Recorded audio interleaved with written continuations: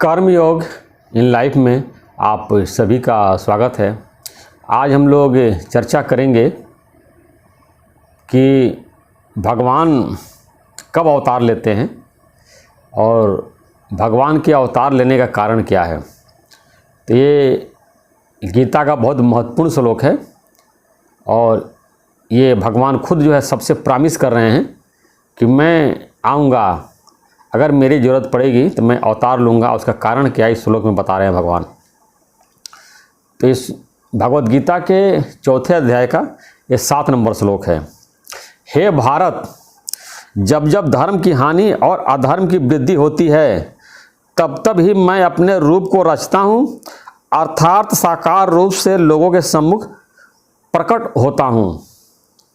तो भगवान यहाँ भारत शब्द बोल रहे हैं, यानी केवल अर्जुन के लिए नहीं बात बोली गई है, पूरे भारतवासियों से भगवान ये कह रहे हैं कि जब भी मेरी ज़रूरत पड़ेगी, जब भी संसार में अन्याय, अत्याचार, अधर्म बढ़ जाएगा तो मैं साकार रूप से जो है शरीर सहित प्रकट होऊंगा।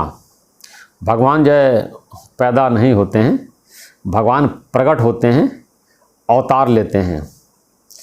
तो उसका कारण बताइए, जब धर्म की हानि हो जाएगी, जब संसार में पूरा अधर्म खत्म हो जाएगा, ये धर्म खत्म हो जाएगा और अधर्म का बोलबाला बढ़ जाएगा, यानी अधर्म की वृद्धि हो जाएगी, तब तब मैं अपने रूप को रचूंगा, यानी साकार रूप से लोगों के सामने प्रकट हो जाऊंगा।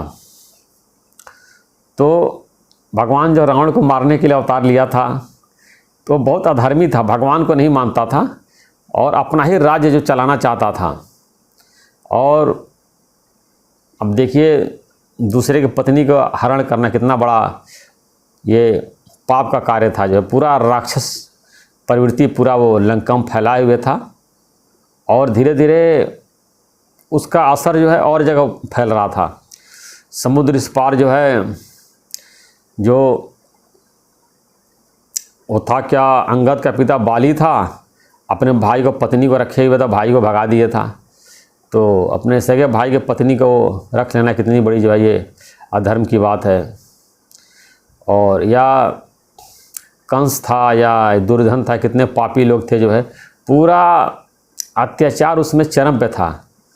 और जो थोड़ा बहुत जो धर्म का प्रचार करते थे और संत महात्मा ज्ञान का प्रचार करते थे या साधना करते थे, तो उनका उपहास उड़ाते थे।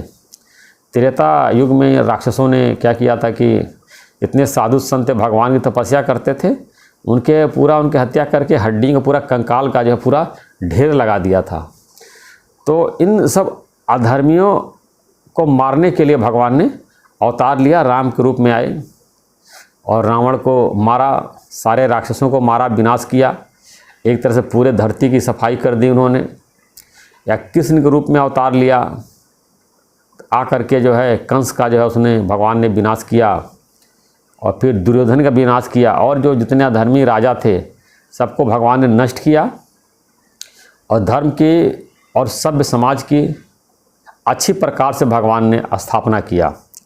और भगवान गारंटी ले रहे हैं, अगर हमारी ज़रूरत पड़ेगी तो भविष्य में भी अगर सभ्य समाज नहीं रहेगा, ये पापी, अत्याचारी, अधर्मी बढ़ जाएंगे, तो मैं साकार रूप से प्रकट होऊंगा और उनका मैं विनाश करूंगा और धर्म की स्थापना करूंगा और अधर्म का नाश करूंगा। लेकिन आजकल कितना अच्छा सभ्य समाज है कि जितने अधर्मी हैं, पापी लोग हैं, और चोरी चोरी छिपे भागे फिरते रहते हैं और कहीं भी वो अगर दिख जाते हैं तो पुलिस उनको गिरफ्तार करके जेल में बंद कर देती है, या पुलिस हम पे हमला करते हैं तो वो मारे जाते हैं। तो इक्का दुक्का कहीं भी दिख भी रहे हैं तो बिल्कुल चोर की तरह भगे रहते हैं।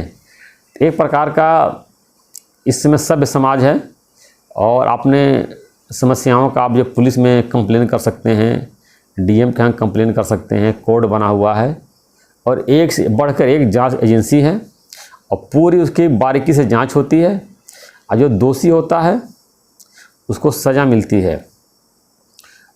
अब देखने में आया कि चाहे कितना बड़ा व्यक्ति हो, कितना ज़्यादा धन उसके पास हो, कितने बड़े पद पे आसीन हो, लेकिन अगर वो गलत करता है तो आज के ज़माने में कानून और उसका पालन इतना सही तरीके से हो रहा है कि वो पकड़ा जाता है और जेल में बंद होता है और पूरा वो सज़ा भोगता है।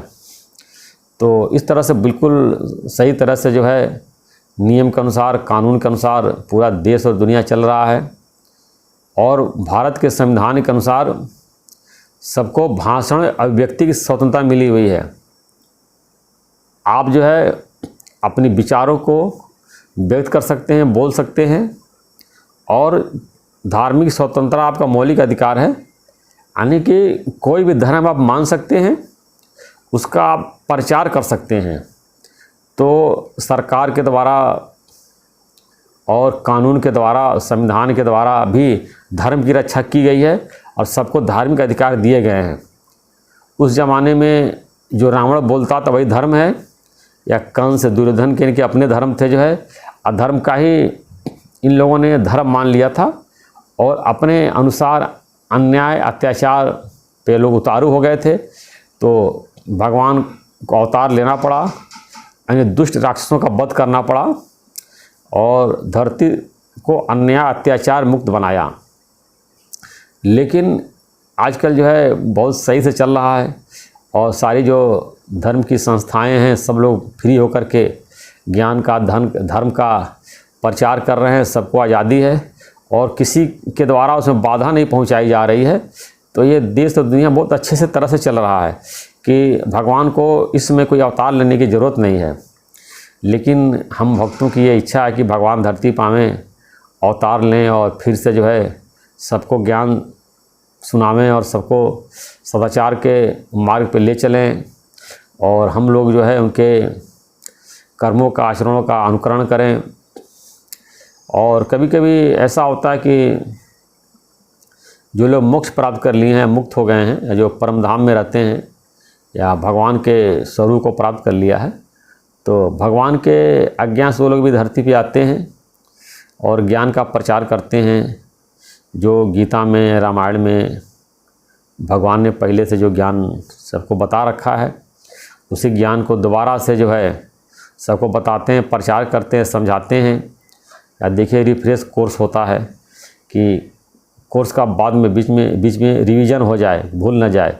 इसीलिए बार बार संत, पैगंबर, अवतार धरती पे आते हैं भगवान के आज्ञा अनुसार और ज्ञान का और धर्म का प्रचार करते रहते हैं कि ज्ञान और धर्म जो है लोप न होने पाए और समाज में, सृष्टि में सब लोग धर्म का आचरण करें। जैसे कि इतिहास पढ़ाने वाले टीचर होते हैं, भूगोल पढ़ाने वाले टीचर होते हैं, साइंस पढ़ाने वाले टीचर होते हैं, ऐसे गीता और रामायण, उपनिषद, वेद पढ़ाने वाले भी टीचर हैं और वो खुद इन बातों को अपने जीवन में अप्लाई करते हैं, उसके बाद सबको समझाते हैं। हमारे दादा भगवान का कहना है कि ज्ञान को पहले अपने जीवन में अप्लाई करो, बाद में सप्लाई करो। पहले ज्ञान को खुद अपने जीवन में इसको लगाओ, अनुभव करो, तब अनुभव का ज्ञान दूसरे को बताओ। ऐसा नहीं कि रामायण में लिखा है, गीता में लिखा है, उपनिषद में लिखा है, उस संत ने बोला, उस महापुरुष ने बोला, भगवान ने बोला। ये बातें हम बताते रहते हैं और अपना अनुभव नहीं बताते हैं। तो ऐसे है कि अब शास्त्र की लिखी हुई बात अगर हम किसी को बताते हैं कथावाचक की तरह जो है, तो उससे अपना भी उद्धार नहीं होता, सामने वाले का भी नहीं होता है।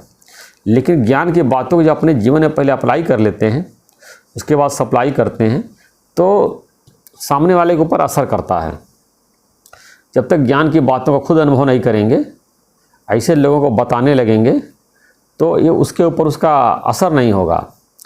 तो अनुभव करना बहुत ज़रूरी है और अनुभव करने से पता चलता है कि ये गलत है या सही है।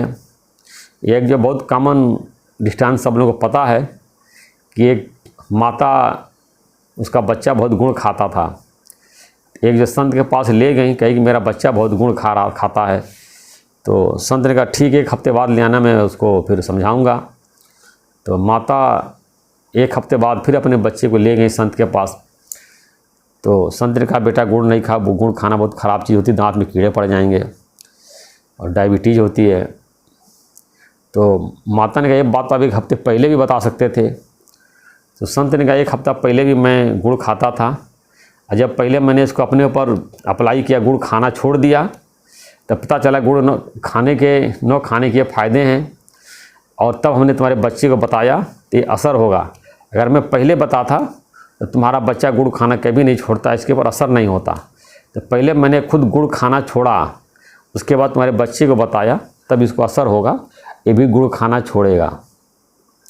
तो सबसे पहले ज्ञान के सिद्धांतों को, बातों को हम खुद अनुभव करें, अपने मन इंद्रियों को जीतें, संयम का पालन करें, आत्मा का अनुभव करें, आत्मा परमात्मा को जानें। और जब पूरी तरह से ज्ञान को अपने जीवन में अप्लाई कर लेते हैं, तभी हम सही तरह से उसको सप्लाई करेंगे, उसको समझा पाएंगे।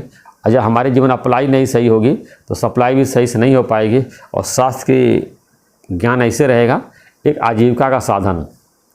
जैसे और लोग संस्कृत पढ़ाते हैं या भूगोल पढ़ाते हैं, आजकल कोचिंग का ज़माना, लोग आजकल खूब साइंस मैथ पढ़ा करके, और कोचिंग से 1-1 लाख रुपया तनख्वाह मिलता है, तो वहाँ कोचिंग से फिजिक्स, केमिस्ट्री, बायो, मैथ पढ़ा करके पैसे अर्न कर रहे हैं।